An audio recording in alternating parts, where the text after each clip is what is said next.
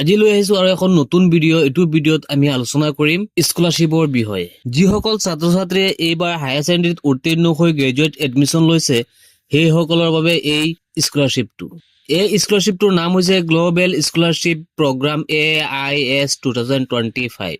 এই স্কলাৰশ্বিপ ল'বলৈ হ'লে স্নাতক বা স্নাতকোত্তৰ ডিগ্ৰীত পঢ়ি থকা ষ্টুডেণ্ট হ'ব লাগে। এই স্কলাৰশ্বিপটো গ্ৰেজুৱেট অৰ পোষ্ট গ্ৰেজুৱেট ডিগ্ৰীত পঢ়ি থকা ষ্টুডেণ্টে ল'ব পাৰিব। এই স্কলাৰশ্বিপটো যিসকল ষ্টুডেণ্টে পাব, ইয়াত দিয়া আছে award and annual scholarship up to years and other benefit. এই স্কলাৰশ্বিপত 2 বছৰৰ বাবে সম্পূৰ্ণ খৰচ বহন কৰিব আৰু লগতে অন্যান্য সুবিধা প্ৰদান কৰিব। তাৰপিছত আহিছে এলিজিবিলিটি, কি যোগ্যতা থাকিব লাগিব যিজনে এপ্লাই কৰিব। 1 নম্বৰত দি আছে be a citizen of India or any country. যিজন ষ্টুডেণ্টে এপ্লাই কৰিব তেওঁ ভাৰতৰ বা যিকোনো দেশৰ হ'ব পাৰিব।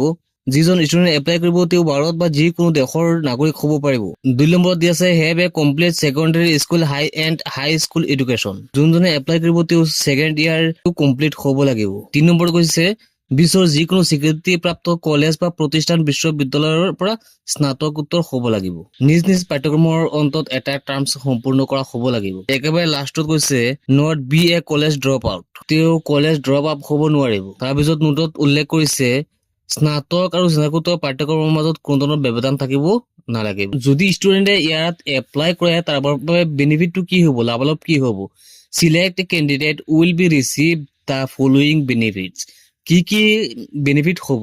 1 নম্বৰত উল্লেখ কৰিছে an annual scholarship award for up to 2 years for any subject and any college or university. বিশ্বৰ যিকোনো বিষয় বা যিকোনো কলেজ বা বিশ্ববিদ্যালয়ত পঢ়িলে 2 বছৰৰ বাবে সম্পূৰ্ণ খৰচ বহন কৰিব এই স্কলাৰশ্বিপে। ইয়াৰ বাবে ডকুমেণ্টছ কি লাগিব? ফুল নেম লাগিব, কণ্টেক্ট ডিটেইলছ লাগিব, ষ্টুডেণ্ট ID নাম্বাৰটো লাগিব, পাৰফেক্ট ছাবজেক্টটো লাগিব আৰু নেম অফ ইণ্ট্ৰডাকশ্যনটো লাগিব। হাউ কেন ইউ এপ্লাই, তোমালোকে কেনেকৈ এইটো এপ্লাই কৰিবা? টাৰ্ম এণ্ড কণ্ডিশ্যন, ইয়াৰ চৰ্তসমূহ কি? The scholarship amount is a one time award. দ্বিতীয় ধনৰাশি এককালীন বঁটা। যিসকল ষ্টুডেণ্টে এই স্কলাৰশ্বিপৰ বাবে আগ্ৰহী তোমালোকে কি কৰিবা, যিকোনো এখন ব্ৰাউজত অপেন কৰি তোমালোকে তাত লিখিবা গ্ল'বেল স্কলাৰশ্বিপ প্ৰগ্ৰাম AIS 2025 লিখি চাৰ্চ কৰিলে এইটো আহি যাব। তাৰপিছত তোমালোকে এলিজিবিলিটি আৰু কেনেকৈ এইটো এপ্লাই কৰিব লাগে গোটেইখিনি ডিটেইলছ তাত পাই যাবা। তোমালোকে তাৰ পৰা ধুনীয়াকৈ চাই ল'বা। আজিৰ ভিডিঅ'টো এইখিনি আছে, লগ হ'ব নেক্সট ভিডিঅ'।